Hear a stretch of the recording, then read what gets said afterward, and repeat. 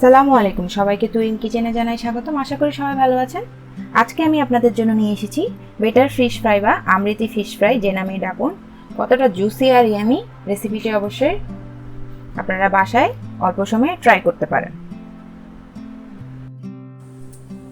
এ ধরনের মজাদার নতুন নতুন রেসিপি পেতে আমার চ্যানেলটি সাবস্ক্রাইব করতে ভুলবেন না, পাশে থাকা বেল আইকনটি ক্লিক করবেন। বেটার ফিশ ফ্রাই বা আমৃতি ফিশ ফ্রাইয়ের জন্য আজকে আমি এখানে নিয়েছি তেলাপিয়া মাছ। আপনারা যে কোনো বড় ছোট মাছ নিয়ে করতে পারেন। ছোট মাছের চাইতে আপনারা এই ধরনের মাছ বাছাই করবেন নেবেন যাতে কাঁটাটা কম থাকে। চাইলে বড় মাছের পেটি দিয়েও করে নিতে পারেন। প্রথমে ছুরিটা খুব লেজের অংশ থেকে খুব চাপ দিয়ে দিতে হবে যাতে মাছের মধ্যের কাঁটাটা লেগে যায়, তাহলে কাঁটাটা থেকে দিয়ে মাংস টুকরাটা আলাদা হয়ে আসবে। যেভাবে আমি করছি দেখুন, খুব ভালো মতো মাংসটা ছুরিটা চেপে চেপে আমি কেটে নিচ্ছি। আপনারা যদি এটা করতে অসুবিধা হয় তাহলে আপনারা যে শপিং মল বা বাজার থেকে মাছ কিনবেন ওনাদেরকে বলে দিবেন, ওনারা করে দিবে। দেখুন কত সুন্দর করে আলতোভাবে উঠে এসেছে। আপনাদের সুবিধার জন্য আমি মাছটা এভাবে কেটে দেখালাম। কত সুন্দর ইজিলি উঠে গেছে দেখেন।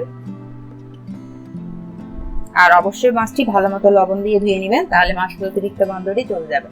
এখন পছন্দ অনুযায়ী শেপে আপনারা কেটে নেবেন। আমি এখানে ফিঙ্গার শেপে কেটে নিয়েছি। আর নিয়েছি একটি ফ্রেশ লেবু, এক টুকরা। আপনারা লেবু না থাকলে অবশ্যই হোয়াইট ভিনেগার ইউজ করতে পারেন। এখন দিয়ে দিচ্ছি লেবুর রসটি। এটি মাছের অতিরিক্ত যে একটা ফ্লেভার থাকে, স্ট্রং ফ্লেভার, এটা কমিয়ে আনে আর খুব সুন্দর একটা টেস্টের ব্যালেন্স আনে। এখন দিয়ে দিচ্ছি 1 টেবিল স্পুন লবণ। লবণ আপনারা আপনাদের স্বাদ অনুযায়ী কমিয়ে বাড়িয়ে নিতে পারেন। দিয়ে দিচ্ছি 1 পিঞ্চ গোলমরিচের গুঁড়ো। আমি এখানে কালো গোলমরিচের গুঁড়ো ব্যবহার করেছি, আপনারা চাইলে সাদা গোলমরিচের গুঁড়ো ব্যবহার করতে পারেন। আর চেষ্টা করবেন গোলমরিচের গুঁড়াটা যাতে ফ্রেশ হয়। দিয়ে দিচ্ছি 1 টেবিল স্পুন লাল মরিচের গুঁড়া, হাফ টি স্পুন কাঁচামরিচ বাটা, দিয়ে দিচ্ছি হাফ টি স্পুন আদা বাটা, হাফ টি স্পুন রসুন বাটা। এখন সবগুলো একসাথে মিক্স করে নিব। যেহেতু মাছটা খুব নরম হয়, খুব আলতো হাতে এইভাবে মেখে নিতে হবে যাতে সব মশলাগুলো সব মাছের গায়ে লাগে আর যাতে মাছটা ভেঙে না যায় সেদিকে খেয়াল রাখবেন। এই বেটার ফিশ ফ্রাইটা খেতে অসাধারণ। বড় ছোট সবাই অনেক বেশি পছন্দ করবে, যারা মাছ খায় না ইভেন তারাও অনেক বেশি পছন্দ করবে। এখন দিয়ে দিচ্ছি টালা জিরে গুঁড়ো।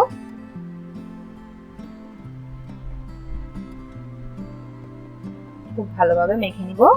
মেরিনেট করে রাখবো 15-20 মিনিট। এর চাইতে বেশি রাখার আসলে দরকার নেই। এখন নিয়ে নিচ্ছি বেসন 3 টেবিল স্পুন। দিয়ে দিচ্ছি 1 টিস্পুনের 3 ভাগের 1 ভাগ লবণের গুঁড়া। লবণ দিয়ে দিচ্ছি 1 টেবিল স্পুনের 3 ভাগের 1 ভাগ লাল মরিচের গুঁড়া, 1 টেবিল স্পুনের 3 ভাগের 1 ভাগ হলুদ গুঁড়ো। আর অল্প অল্প পানি দিয়ে বেটারটা রেডি করব। আপনারা একেবারে বেশি পানি দিতে যাবেন না, তাহলে পাতলা হয়ে যাওয়ার সম্ভাবনা থাকে। আর দিয়ে দিচ্ছি আদা রসুনের পেস্ট 3 ভাগের 1 ভাগ। বেটারটা অল্প অল্প পানি দিয়ে গুলাবো যাতে বেশি মোটাও না হয় বেশি পাতলাও না হয়। আপনারা যে কোনো লিকুইড ব্যাটার তৈরি করতে অবশ্যই ট্রাই করবেন পানিটা অল্প অল্প দিয়ে। এ পর্যায়ে আপনারা হ্যান্ড উইক্স ব্যবহার করতে পারেন, ব্যাটারটা যাতে কোনো লাম্পস না থাকে সেদিকে খেয়াল রাখবেন। এখন দিয়ে দিচ্ছি বেকিং পাউডার 1 পিঞ্চ। দিয়ে দিব চালের গুঁড়া 1 টেবিল স্পুন পরিমাণে।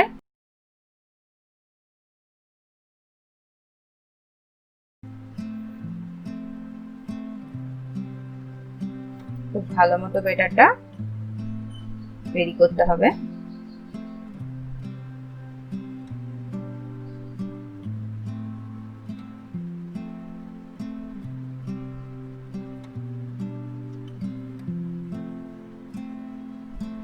দেখুন কতটা স্মুথ হয়েছে, কতটা ঘন বা পাতলা হয়েছে ব্যাটারটা দেখেই বুঝতে পারছেন। আমি এটা ডুবো তেলে ভেজে নিব। যে মাছটা ম্যারিনেট করে রেখেছি সেটা বেটারের মধ্যে চুবিয়ে এখন ভেজে নিব। আর আঁচটা তেলটা খুব ভালো মতো গরম করে আমি মিডিয়াম লোতে দিয়ে রেখেছি, যাতে ভেতর মাছটাও যাতে হয় আর উপরেটাও খুব ক্রিস্পি হয়। ভাজতে ভাজতে একটা টিপস আপনাদের সাথে শেয়ার করি, যে মাছ ভাজার পরে যে অতিরিক্ত তেলটা থেকে যাবে আপনারা ঠান্ডা করে জারের মধ্যে রেখে দিতে পারেন বা কোনো কিছু বয়ামের মধ্যে। এটা আপনারা মাছ রান্নার কাজে ব্যবহার করবেন। আর যদি মাংস ফ্রাই করেন তাহলে এটা ঠান্ডা করে সেম ওয়েতে মাংস রান্নাতে ব্যবহার করবেন। মাছের তেল মাংসে বা মাংসের তেল মাছে দিলে আসলে টেস্টটা খুব বিকৃত হয়। এটা নতুন রাঁধুনের জন্য একটা টিপস, আশা করি আপনাদের কাজে আসবে। এই ধরনের নতুন ট্রিক্স আর টিপস পাওয়ার জন্য অবশ্যই আমার চ্যানেলটি সাবস্ক্রাইব করতে ভুলবেন না, পাশে থাকা বেল আইকনটি ক্লিক করবেন আর নতুন নতুন ভিডিও আপডেট পাবেন। আর আপনারা কি ধরনের রেসিপি চান অবশ্যই আমাকে কমেন্ট বক্সে জানাবেন, চেষ্টা করব আপনাদের পছন্দের রেসিপিটি শেয়ার করতে। আর আমার ভিডিওটি যদি ভালো লাগে লাইক কমেন্ট শেয়ার করতে ভুলবেন না। এই বেটার ফিশ বা আমৃতি ফিশ ফ্রাইটা আপনারা ডালের সাথে সাদা ভাত দিয়ে খেতে পারেন, পোলাওর সাথেও খেতে পারেন, চাইলে স্ন্যাক্স হিসেবে খেতে পারেন সন্ধ্যার নাস্তায় বা বাচ্চাদের টিফিনে। যারা মাছ খায় না তাদেরও যদি এই বেটার ফিশটা করে দেন ইনশাল্লাহ পছন্দ করবে। অবশ্যই রেসিপিটি ট্রাই করবেন।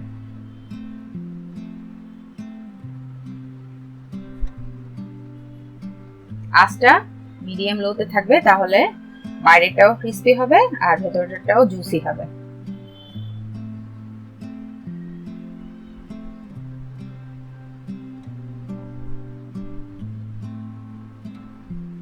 হয়ে গেল আমার আমৃতি ফিশ ফ্রাই বা বেটার ফিশ ফ্রাই। কত সুন্দর গোল্ডেন কালার হয়ে গিয়েছে দেখুন। আমি এখন আপনাদের গরম গরম পরিবেশন করে দেখাচ্ছি। এটা আপনারা আমার হোমমেড সুইট চিলি সস দিয়েও ট্রাই করতে পারেন, চাইলে টমেটো কেচাপ দিয়েও ট্রাই করতে পারেন। খুবই মজাদার একটা রেসিপি, দর্শক ট্রাই না করলে অনেক বড় মিস করবেন। দেখুন কতটা ক্রিস্পি আর ভেতরটা কত জুসি, খেতে অসাধারণ। দর্শক অবশ্যই ট্রাই করবেন রেসিপিটি। ধন্যবাদ এতক্ষণ আমার ভিডিওটি দেখার জন্য। ভালো লাগলে লাইক কমেন্ট শেয়ার করতে ভুলবেন না। আল্লাহ হাফিজ।